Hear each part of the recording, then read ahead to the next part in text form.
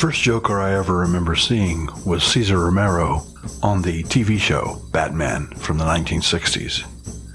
Since then, I've seen all kinds of Jokers. Most recently, we've had Heath Ledger doing a fantastic job, and also Joaquin Phoenix in his version of the Joker.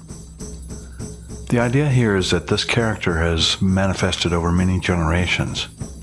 And one of the interesting things about it is that there are certain actors who could pull this part off, and certain actors who couldn't. Imagine you were casting a Joker movie. Would there be certain characteristics you'd be looking for in an actor, and certain characteristics you wouldn't be looking for? If so, you have an archetype for the Joker. In other words, you have some idea of what the Joker's characteristics would be and wouldn't be. Some actors couldn't play the Joker. The way that I see gods and goddesses is the same way. The Norse concept of gods and goddesses was not necessarily that they were an actual living entity. They were seen as forces of nature. So, for example, Thor is not the god of thunder. Thor is the god thunder. And this is especially true when you read about the Norse concept of giants. Giants were just natural forces. So, for example, when Thor is challenged by Utgarda Loki to a contest, Thor wrestles with Ellie, the giant, who is supposedly Utgarda Loki's grandmother. And Thor is barely able to survive that wrestling match. Turns out later that she was actually old age personified. In other words, he was wrestling against old age, and he was managing to not be defeated by it, which was amazing to the giants gathered there. There's also a tale there that the giant's drinking horn could be drained in 3 drafts by any of the giants there at the gathering. So Thor tries his hand at it, and try as he might, he can't empty the thing out. He does manage to take 3 very large drafts of it, but he's not able to drink the entire horn. And he finds out later that the other end of the drinking horn was in the ocean, and he was actually drinking the ocean. And that's why, according to Norse mythology, that the ocean tides recede, because Thor drank so much of the ocean. So stories like these illustrate the idea that giants and gods were natural forces and not necessarily living separate entities. Now, that doesn't mean that some people probably did believe that they were living separate entities. Some people believe they were forces of nature.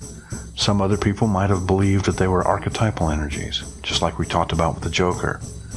The point being that you don't have to believe in an actual entity named Odin or an actual entity named Thor, as long as you believe in the energy that that idea encompasses.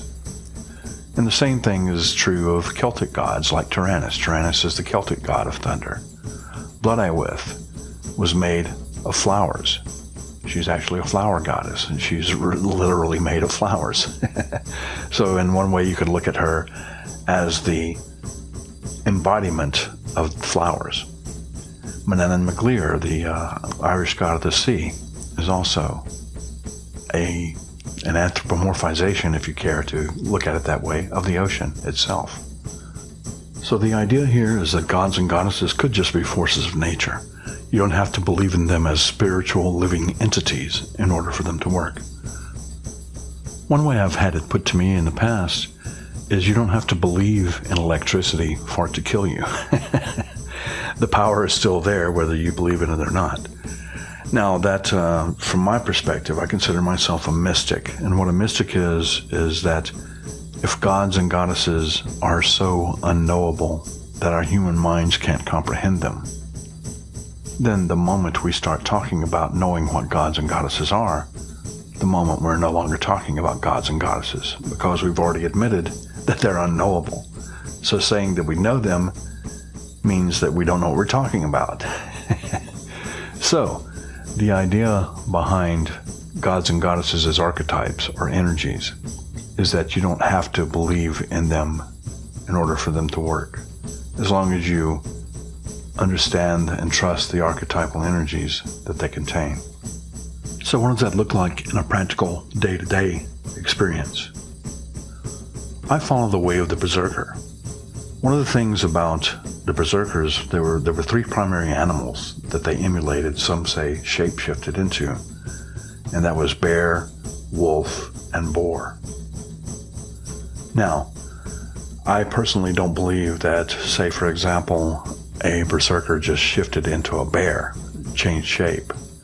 I believe that they called the archetypal energy of the bear into them to become as ferocious as the bear, so that when they were in combat, they were fearless and as ferocious and strong as a bear. So in order to do that, you first have to have a concept of what the archetypal bear energy is. You can imagine that for yourself if you just close your eyes for a moment and imagine what sort of energy would I be bringing into myself if I was a bear. And when you understand that, you understand the bear archetype, and you can use that energy. I see gods and goddesses as the same. You may be familiar with the ritual of drawing down the moon, in which the energy of the goddess is brought into the priest or the priestess during the ritual or during the rite. That's that archetypal energy of the moon goddess that we're talking about. So when I say that we're making use of that archetypal energy as a mystic, to me that means that I don't have to believe that the gods and goddesses are real. I don't have to believe that they're not real either. I just don't have to make a decision on that question at all in order to be able to use that energy. The way I see it, as if the gods and goddesses are real energies and real entities, and they want something from me, they'll let me know in their own time and in their own way. So that's how I see the gods and goddesses. If you agree, or if you disagree, please leave a comment below and let me know what you think. Also, if you haven't already subscribed, please feel free to click on the subscribe button at the end of the video.